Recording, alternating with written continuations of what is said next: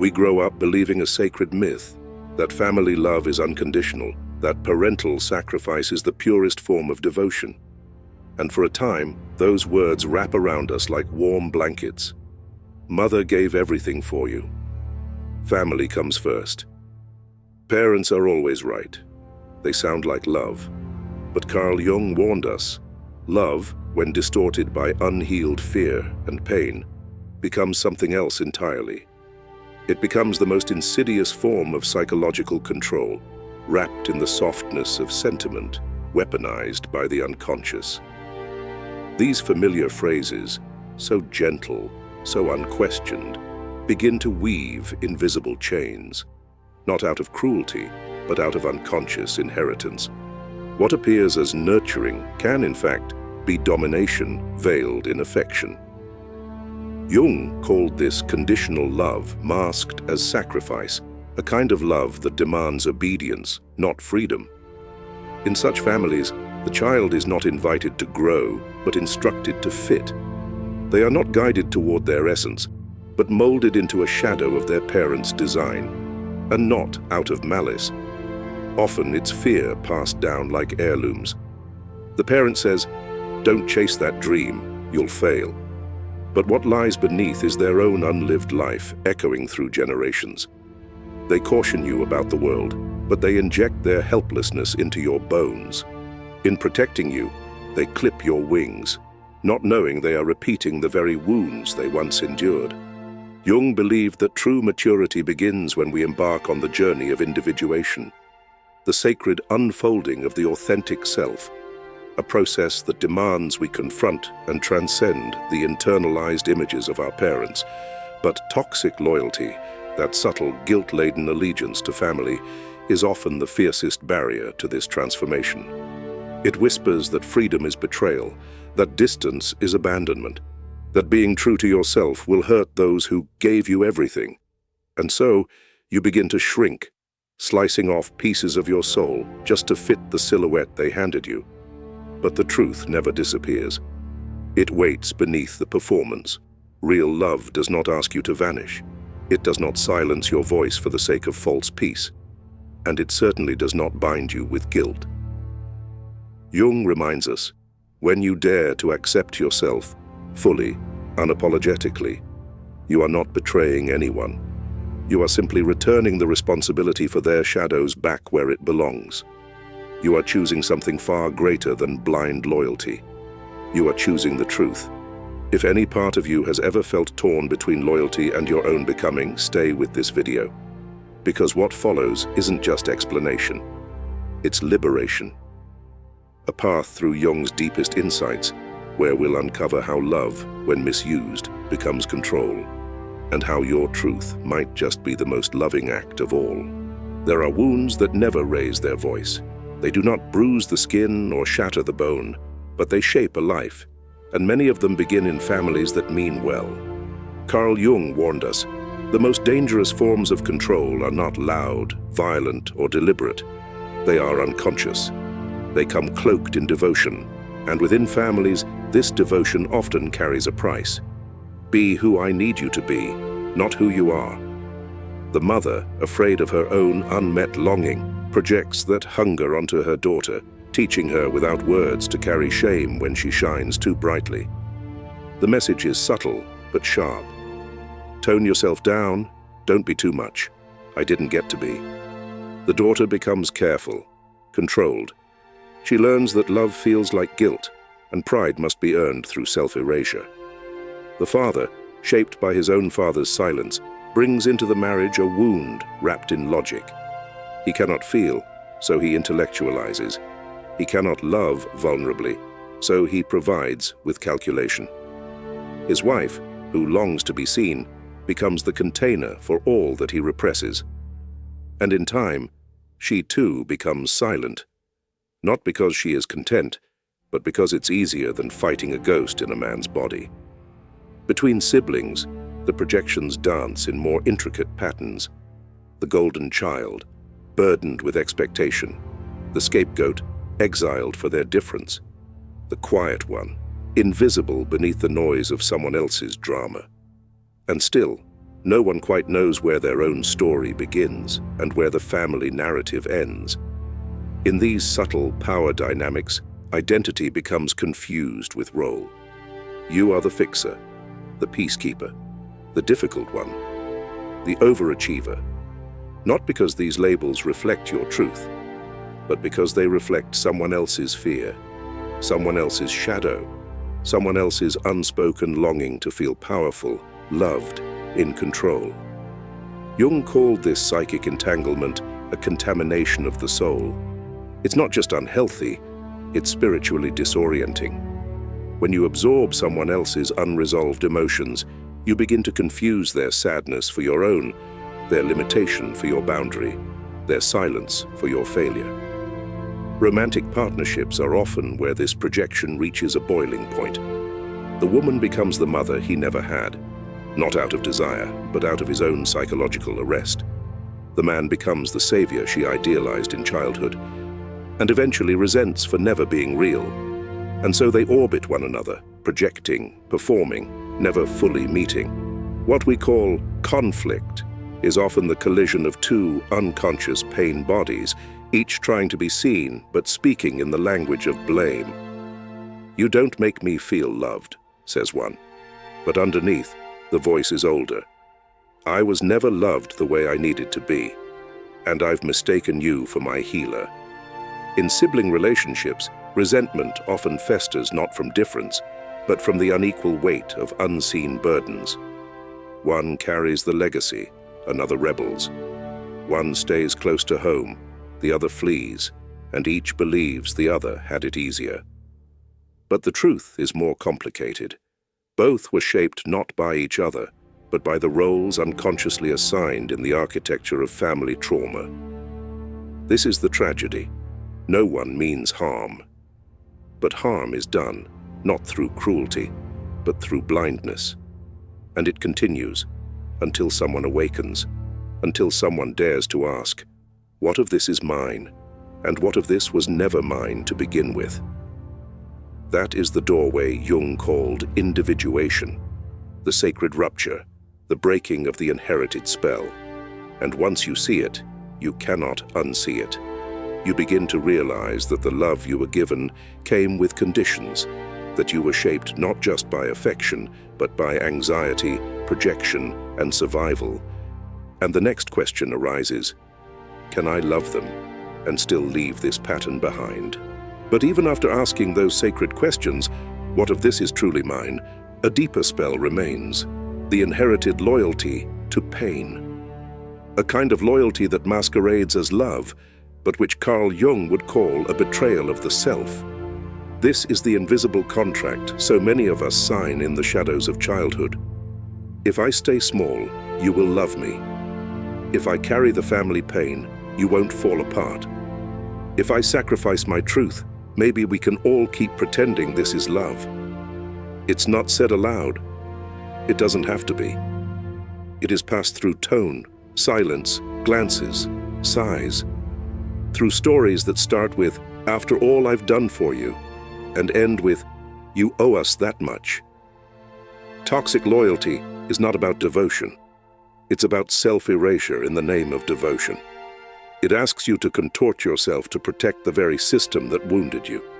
It insists that peace means compliance, that respect means obedience, that love means absorption.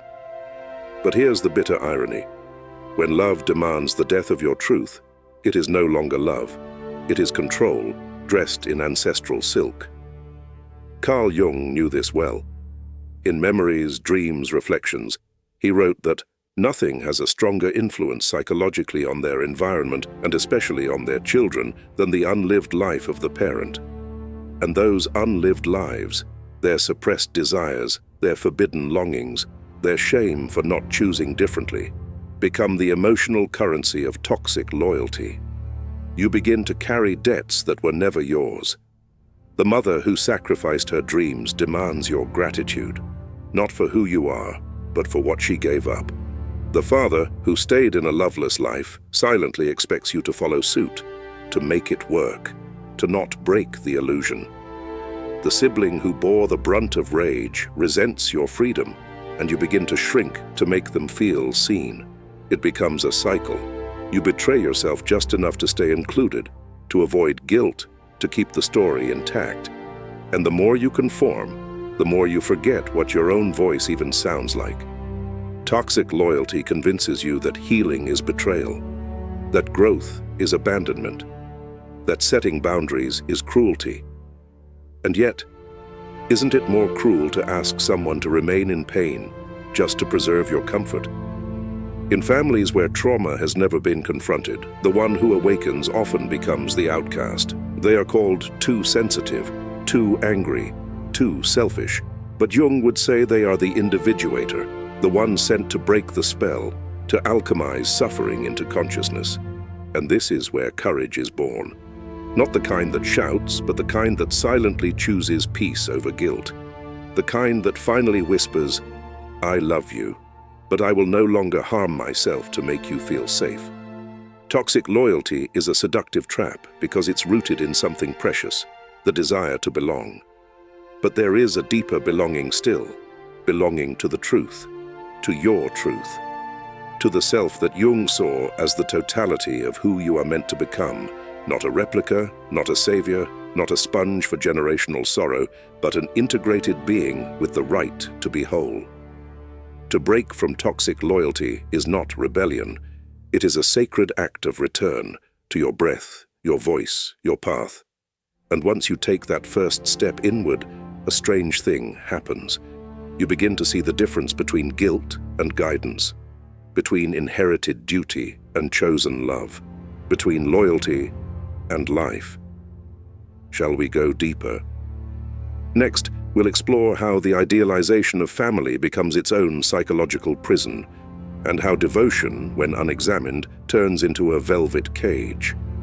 It begins with a beautiful lie, one embroidered in lullabies and birthday cards, in family portraits and holiday dinners. Family is everything. But Jung would ask, which part of you is forced to die to keep it that way? The idealization of family is one of the most seductive and socially protected illusions in our psychological world. We are taught to believe that family love is sacred, unquestionable, always pure. But beneath that narrative often hides a more disturbing truth. When devotion becomes an idol, the self becomes its sacrifice. This devotion is rarely loud or tyrannical. No, it comes in soft commands. Don't speak about that outside this house. We don't do things like that in this family. You're just too sensitive. In families where image is worshipped, authenticity is dangerous. The child who sees too clearly, feels too deeply, or dares to be different becomes the threat. Not because they're doing harm, but because their very being exposes the cracks in the facade. And so, the family protects the illusion, not the individual. Carl Jung warned of this phenomenon in symbolic terms, the collective shadow. A family can become a container for unacknowledged pain, shame, and dysfunction. But rather than confronting the shadow, it projects it onto the member who resists conformity. The truth-teller becomes the problem. The one who sets boundaries becomes ungrateful. The one who leaves is the betrayer. But let's ask honestly, what kind of love collapses the moment you assert your truth? This isn't devotion. It's emotional surveillance dressed in the language of kinship. The tragedy deepens when we realize that idealization is not just about others. It turns inward. You begin to gaslight yourself. Maybe I'm too harsh. Maybe I'm the one who needs to change. You replay conversations, minimize your pain, apologize for needs that never should have been shameful. You censor your dreams. You edit your joy. Not because you're confused, but because you've learned that authenticity invites punishment. In this velvet cage, loyalty is demanded, but never mutual. Your worth is measured by your obedience. Love is granted when you're convenient, and withdrawn when you're real. And the worst part, you begin to believe that this is normal, that love means sacrifice without reciprocity, that closeness always comes at the cost of freedom.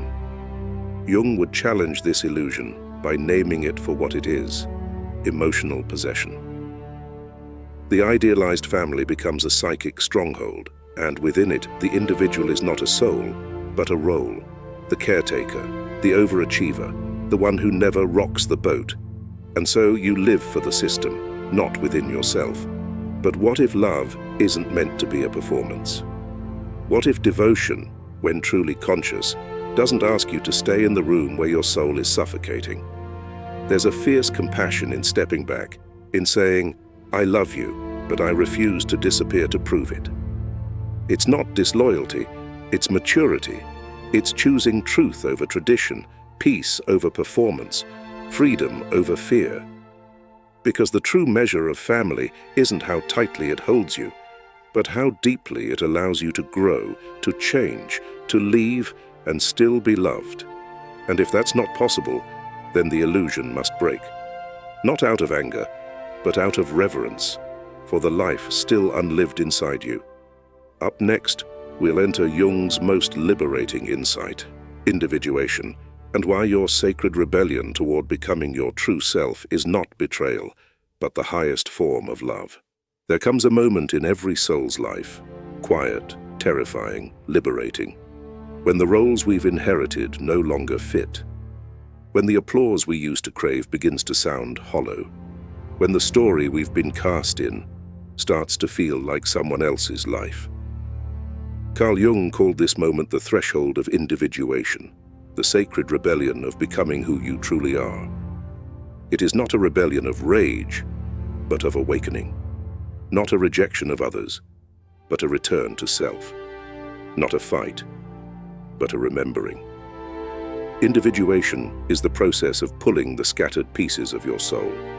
The child who silenced themselves to keep peace, the teen who made themselves smaller to be accepted, the adult who betrayed their truth for approval, and welcoming them home. All of them, especially the parts your family couldn't understand.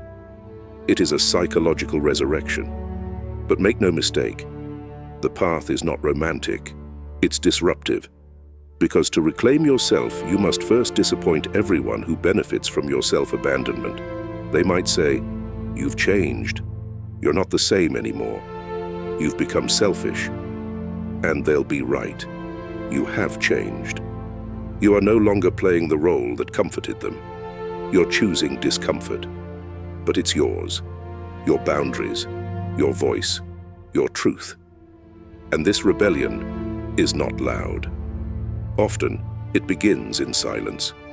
It begins the day you stop explaining yourself for choosing peace. It begins when you no longer feel guilty for not calling the person who only calls to criticize. It begins when you walk away from the table, not because you hate them, but because you finally love yourself enough not to stay where your soul starves.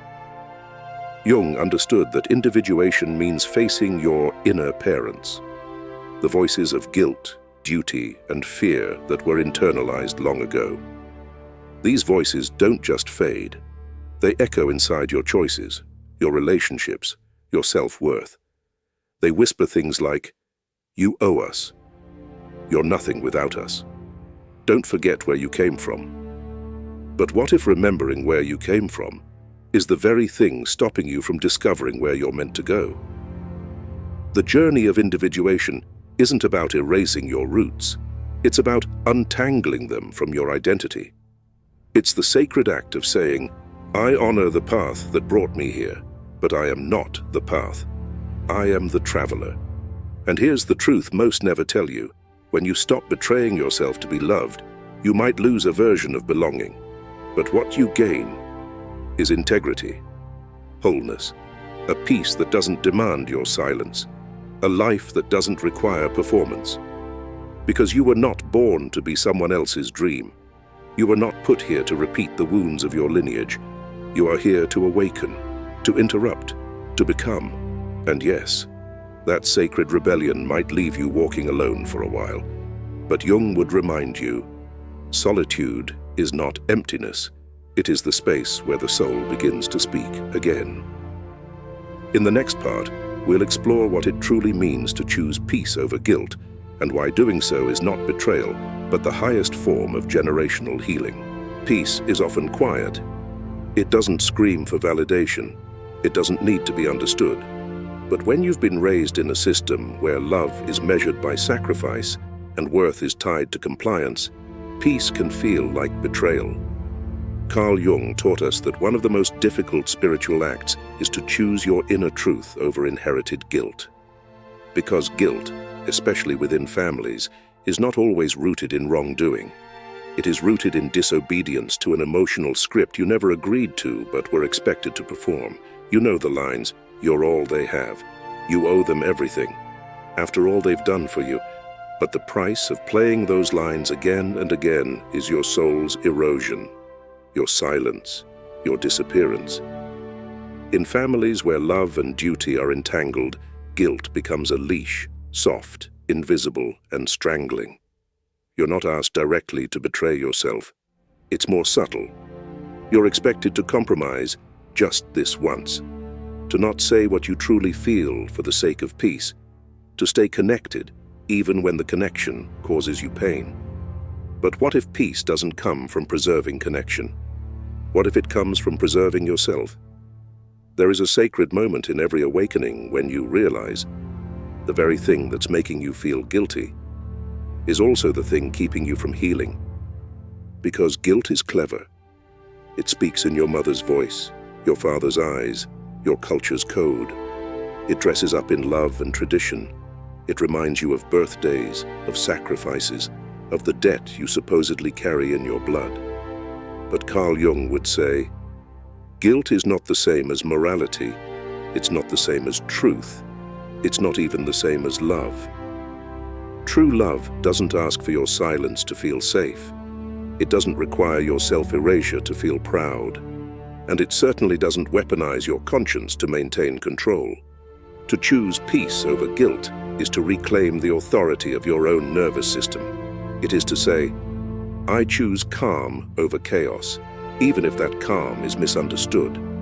It is to end the cycle of emotional contortion passed down like heirlooms, where each generation twists itself to make the previous one feel whole.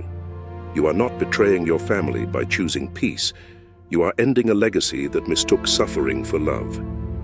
You are no longer measuring your worth by how much you can endure.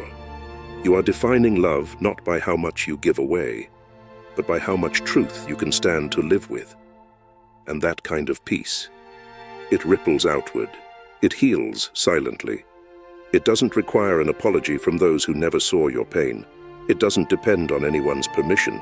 It just is. Because real peace is not the absence of conflict. It is the absence of self-betrayal. In the next section, we'll step into that final and most courageous act, to look into the mirror of lineage and whisper with quiet power. This ends with me.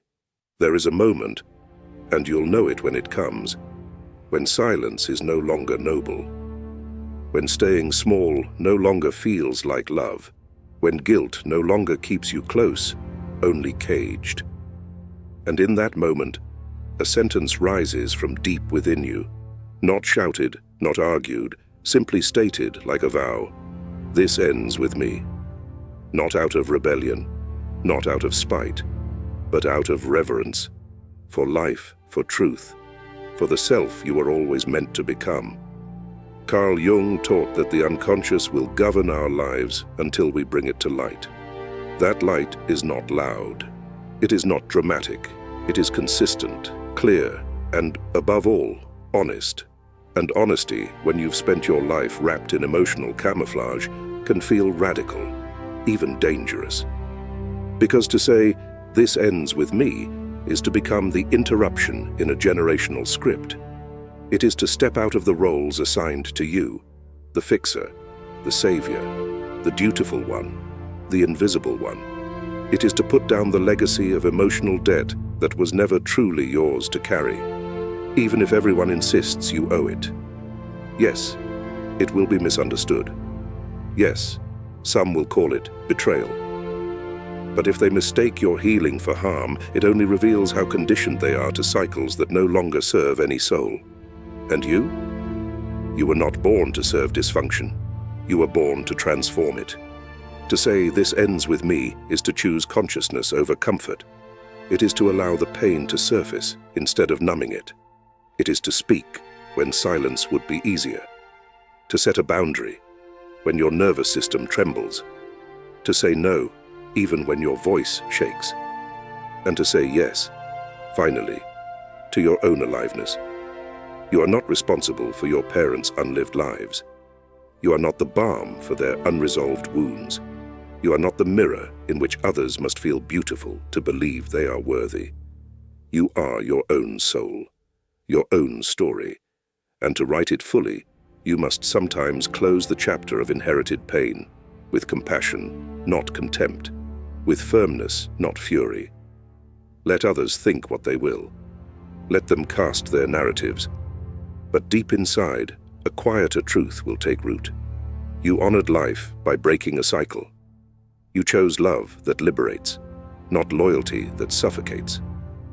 And as you walk forward, perhaps alone, but never lost, you'll find others like you. Souls who chose truth over comfort, peace over pretense, wholeness over performance. You will become the proof that healing is possible, that it can begin with one, that one can become many, and that the legacy of pain can give birth to a lineage of light. So if you've been waiting for a sign, a permission, a blessing to live freely, let this be it. You do not need to earn your freedom. You only need to claim it. This ends with you, and a new kind of love begins.